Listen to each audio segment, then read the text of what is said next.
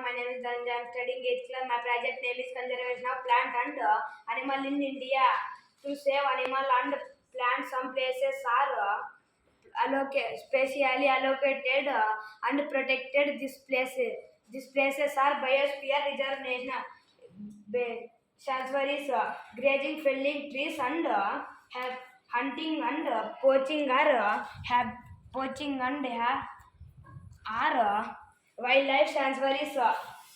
Wildlife sanctuaries in this area, animals are reserved in their habitat without any distribution.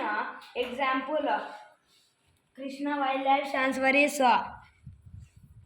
Koringa Wildlife Sanctuaries, Kauntina Wildlife Sanctuaries, National Park. National parks. This area are reserved for wildlife where they can freely use the habitat and natural resource. Example: Papikondalu National Parks, to Krishna Wildlife Sanctuaries. Biosphere.